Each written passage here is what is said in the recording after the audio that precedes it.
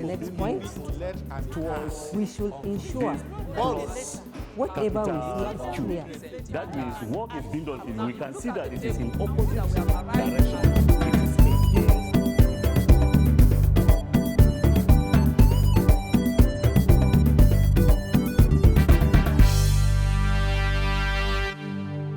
Hello, my learners at home.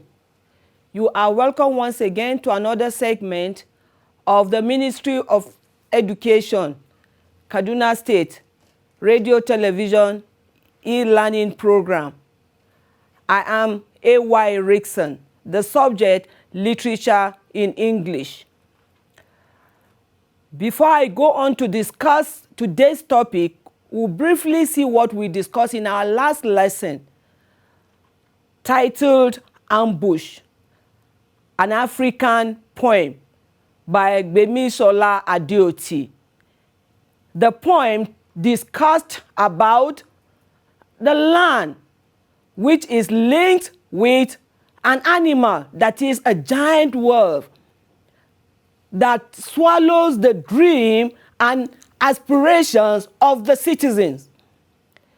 A land that is supposed to be a problem solver has become a problem to the citizen.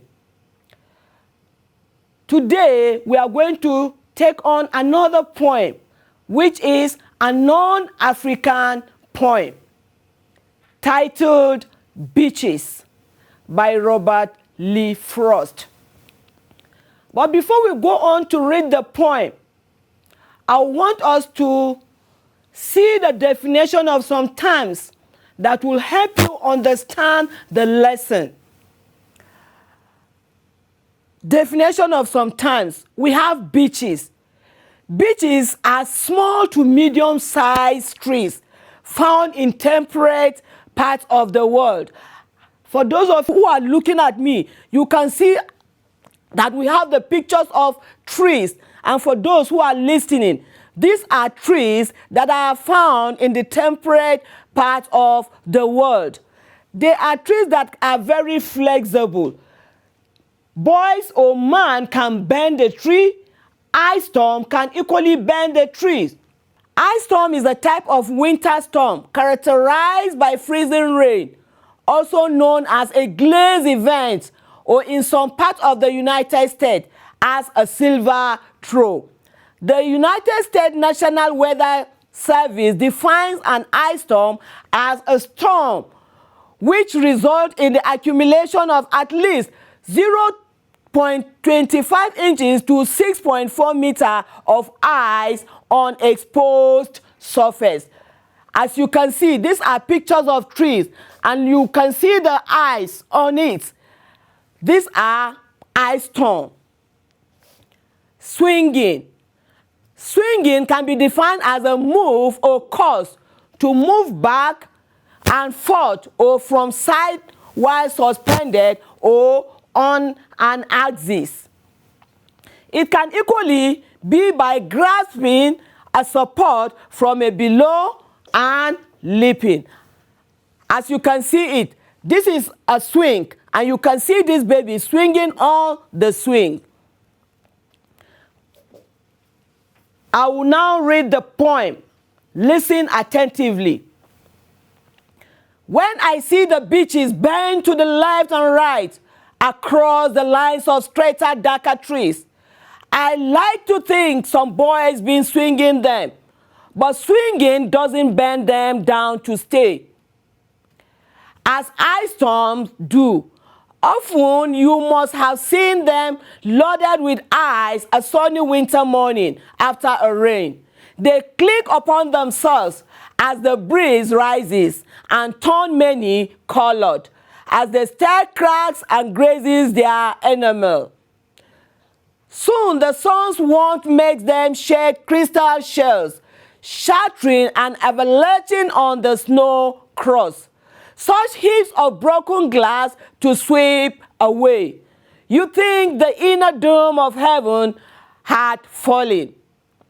They are dragged to the withered by the Lord, and they seem not to break, though once they are bowed so low for long, they never right themselves. You may see their trunks aching in the woods.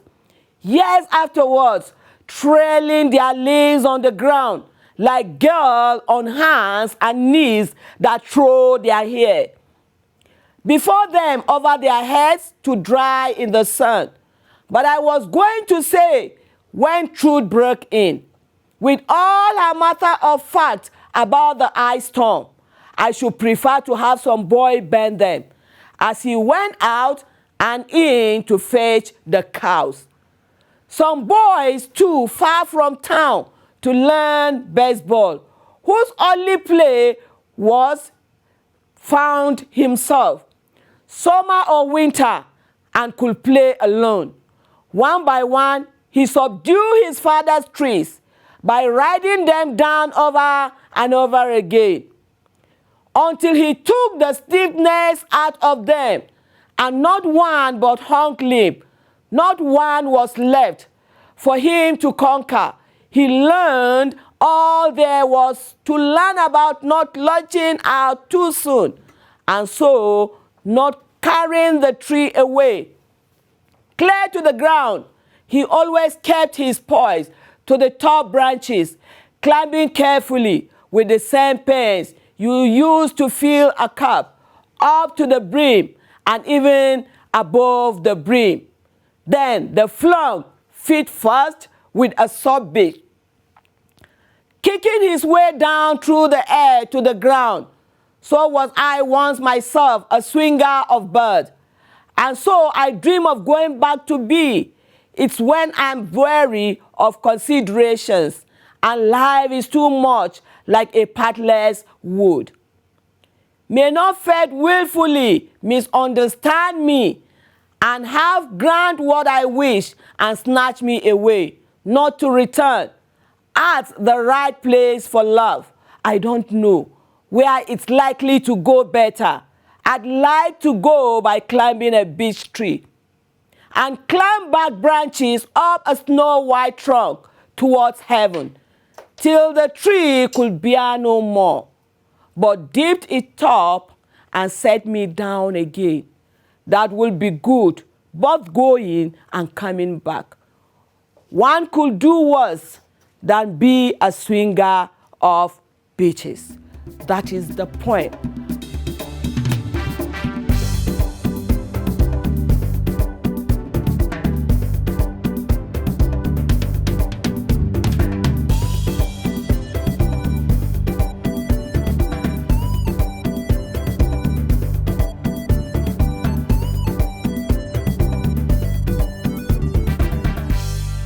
About the writer of the poem, that is the poet, Robert Lee Frost was born in 1874 in San Francisco, California. His father, William Prescott Frost Jr., was a journalist. His mother was Isabel Moody. He is regarded as one of America's respected poets and of the greatest poets of the 20th century. He received 4 prizes for poetry. In 1960, Frost was awarded a U.S. Congressional Gold Medal for his poetry. Frost died in 1963 in Boston, Massachusetts. Background of the poem, Birches. The entire poem is a reflection of Frost's childhood memories of swinging on a particular type of tree called the beech. Frost grew up in the American state of England, where children were known to be fond of swinging on beeches. The poet explores how the power of the imagination becomes a means of redemption and escape from the diverse problems that are integral to man's existence in this world. Although it is a temporary escape, it is emotionally gratifying. The setting talks about the time, the period the poem was written. Birches was published in 1916. It should be noted that Frost Birches was influenced by his boyhood experiences of winter and summer in northern New England, where he would swing on beaches, which was a popular game for children in rural areas of New England, one of the states on the east coast of America. The subject matter. The subject matter has to do with a summary of the whole poem. That is what it is all about. The narrator looks at the beech trees in the forest and imagine that their bent nature is as a result of a boy swinging on them. However, he knows that the bending of the branches has been caused by ice as a result of the weight of the ice on the branches. For the poet, climbing the beech is a means of freedom, and thus the act of swinging on beaches is presented as a way to escape the hard reality of life in its entirety, even if for a brief period of time. Though we know the movement away from the problem is just for a short period, but he prefers it that way. When the boy climbs the tree, the assumption is that he is ascending towards a celestial plane of experience, which is heaven, a place where he and the element of his imagination can be free. Climbing the beach is an opportunity to or away from art a while, and then come back to it and begin over. The idea that runs through the poem is that the harsh realities of life makes it imperative a place of refuge. The art has the reality of life is adulthood has a reality of life, that is difficulties in life. But he believes that as he swings towards heaven, that period in which he is there, now forget about the problems, and now he is now in a free world. And then he knows that after a while, he's still coming back to meet the problem. But he imagines that, and he likes it, that yes, let me just go there for a while and forget all these problems, and then coming back to it again. Then the theme. Themes, we know that are issues discussed in the poem, among which we have one, the certainty of the transition from childhood to adulthood. The dominant theme in the poem is that of transition from childhood to adulthood. While Frost uses the image of the beech tree to illustrate the almost problem-free state of children, he expresses the fact that the transition into adulthood is certain. That is for sure. You are a child today, tomorrow you are an adult. That is, there is a period of childhood and then adulthood. So he expresses the fact that the transition into adulthood is certain. There is no two ways about it. He therefore desired the state of his childhood again. He is now an adult and he is imagining his experience as a child and now hoping to be in that state again. He also stresses the fact that before one becomes an adult, one learns a lot of things. During the transition, as the individual climbs the tree of life, as you move, you are moving. When you are given birth to as a child, you grow to an adulthood. That is climbing a tree. Two, another theme discussed in the poem is the celebration of imaginative spirit. The poet in the poem celebrates the ability of one's imagination to assist in a transition from the problems of life into a sublime realm of peace and happiness. We're talking about reality and imagination. He imagines that, okay, when I was a child, I behaved like a child. I enjoy this life, free life. Now he's hoping to have this life again. Another poem, imagination makes the unreal become real, and it functions as a route of escape from the harsh and stifling realities of life. Imagination can be creative or destructive, but within the context of this poem, it is celebrated as a positive and veritable agent that is integral to the development of mankind. Another theme discussed in the poem is the utopian world of a child compared with the dystopian world of an adult. The idea exists in a world of innocence as a child innocent, while that of the adult is a world of experience and awareness. The world of the child is the world of happiness, while that of the adult is of unhappiness and misery. As a child, you don't have problem. Whatever you need, you meet your parents, they provide for you. Becoming an adult, you are now an adult and you may have people under you.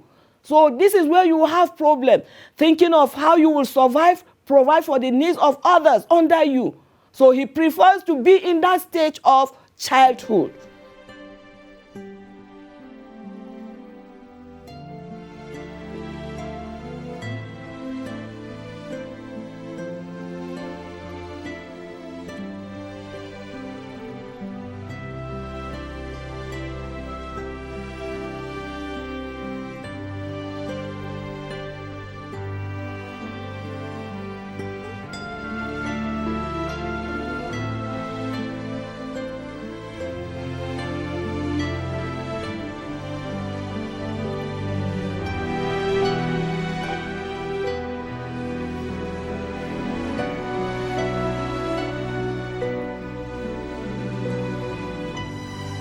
Under this poem, there are poetic devices discussed in the poem.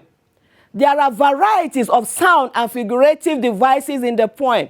The infusion of internal rhyme, alliteration, and assonance contribute to the musical effect the poem as a result of the audition effects created by the use of this element. This element can be seen as discussed below. 1. Assonance. The A sound is assonating in when, bend, and led. The vowel sound I assonates in I and right.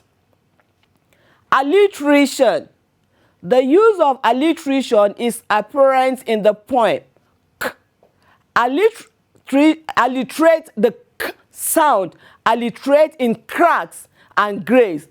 Furthermore, s and sh alliterate in the following statement. Soon the sun's warmth makes them shed crystal shell.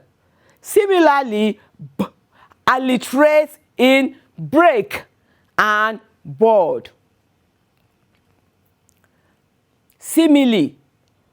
Frost's use of simile is unique, as seen in the following lines, where he makes a comparison between the Birches. Hyperbole. This can be found in lines 9 to 13, where the heap of broken animals from the beech trees is compared to the inner dome of heaven.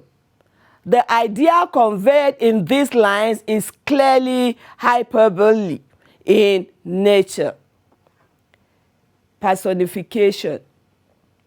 Personification. Truth is given human qualities and personified in line 21. Truth is given human. We are talking about truth, and it is addressed as a human being. So that is to say truth personifies. That is, it is seen as a human being. Contrast. This is another poetic technique that helps to bring the message to the fore. This technique exemplified by the contrasting reality with the imaginary, comparing a boy swinging on the beech tree with the activity of ice storm as reflected in lines 1 to 7. This is an imaginary thought.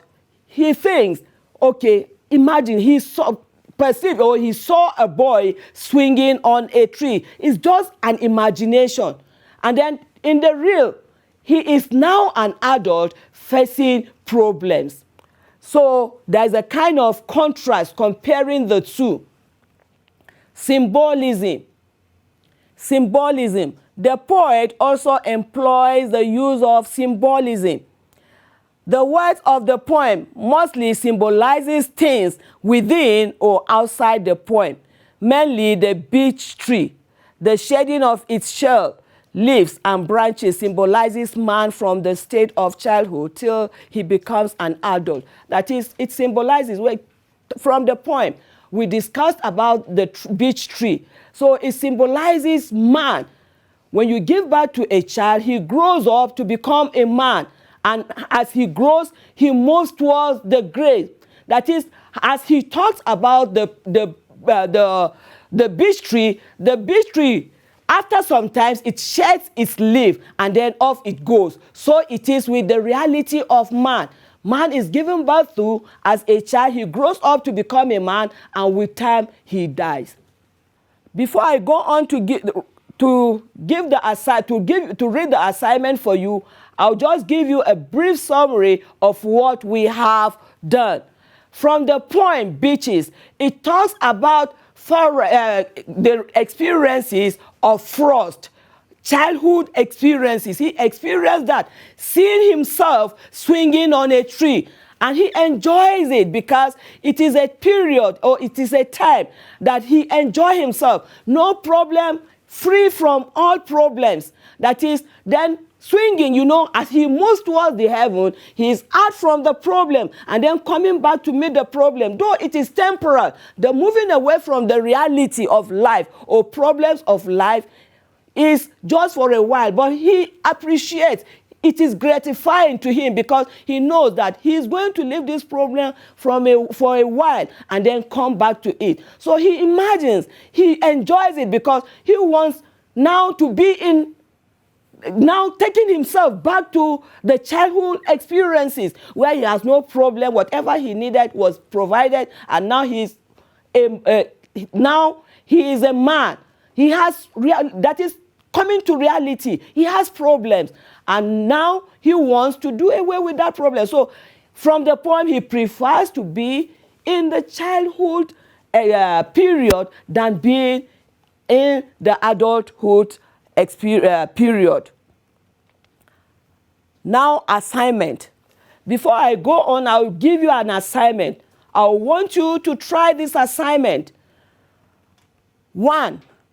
Discuss Birches as a poem celebrating the beauty and vitality of nature.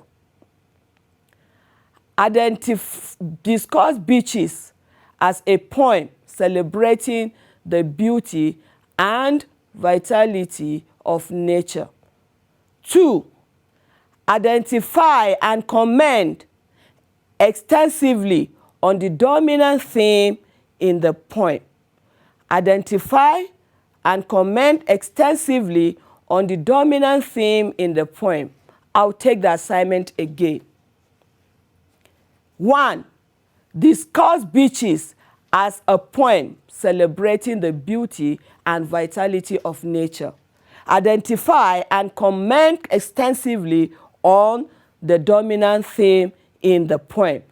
We've come to the end of this segment. I remain A.Y. Rickson. In case you want to reach me, you can reach me on this phone, on my phone number 080-8397-3465. 080-8397-3465. Stay home, stay safe, keep learning till we meet in our next lesson.